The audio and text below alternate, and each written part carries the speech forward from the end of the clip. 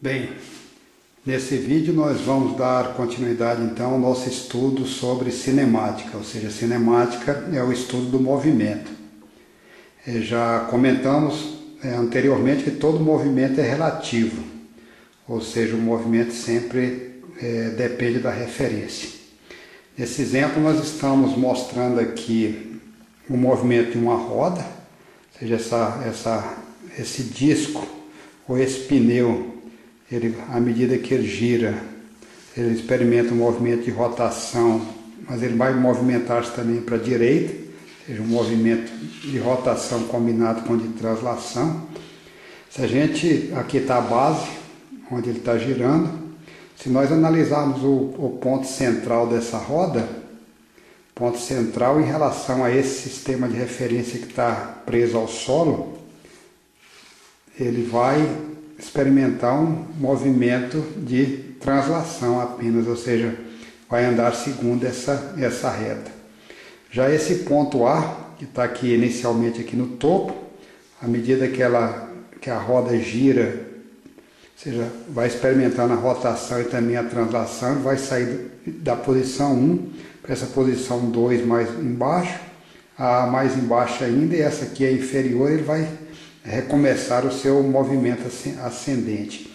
Então o ponto O vai percorrer esse tipo de movimento paralelo ao solo, e o ponto A que estava lá no topo vai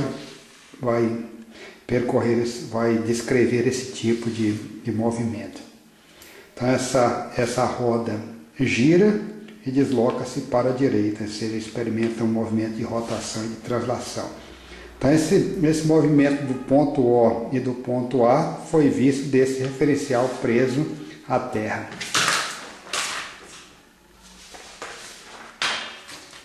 Vejamos agora o movimento dessa roda, que a gente está chamando aqui de movimento 2, visto agora por um referencial fixo na roda. Então o referencial agora está fixo na roda, em vez de estar fixo na Terra. É um referencial XY, está lá o ponto A e está aqui o ponto central O. Então a roda, para quem está na Terra vai ver a roda apresentando um movimento de translação e de rotação. Agora para quem está fixo aqui na roda, vai ver que nada está se movimentando, porque o ponto A está aqui e o eixo Y está lá. O ponto A, quem está na Terra vê ele movimentar para cá, mas o eixo Y também movimenta e assim por diante. Ou seja, para um sistema de referência fixo na roda, nem o ponto A nem o ponto central vai estar se movimentando. Vão estar as posições deles, tanto do ponto O como do ponto A, nesse sistema de referência vai apresentar sempre um par de coordenadas fixo.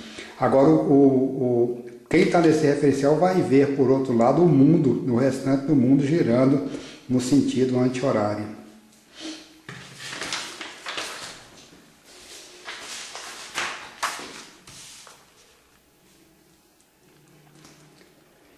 Bem, o outro caso bastante interessante seria observar esse mesmo movimento, ou seja, da roda, do pneu, que está aqui o piso, quem está na Terra está vendo ele girando e movimentando para a direita.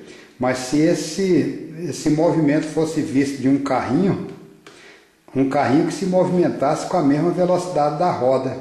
Então veja que aqui do carrinho o ponto central está sempre no mesmo lugar. Agora o ponto A, que estava aqui inicialmente nessa posição, depois quando o carrinho se deslocar da posição 1 para 2, ele vai ver o ponto A aqui, da 2 para 3 vai ver o ponto A lá, e do 3 para 4 vai ver nessa nova posição. Ou seja, é como se quem está observando a partir desse carrinho que movimenta junto com essa roda, vai ver que o ponto A está apresentando um movimento de rotação. Isso só para poder explicar que essa questão de movimento é sempre relativo, né? Bem, a linguagem da cinemática inclui alguns pontos aqui que a gente gostaria de chamar a atenção logo de início, que vai ser tratado no decorrer dessa aula e das próximas. O primeiro ponto que a gente chama a atenção aqui é o que vem a ser movimento, que vem a ser referência, que venha a ser um ponto de referência, um sistema de referência ou um referencial.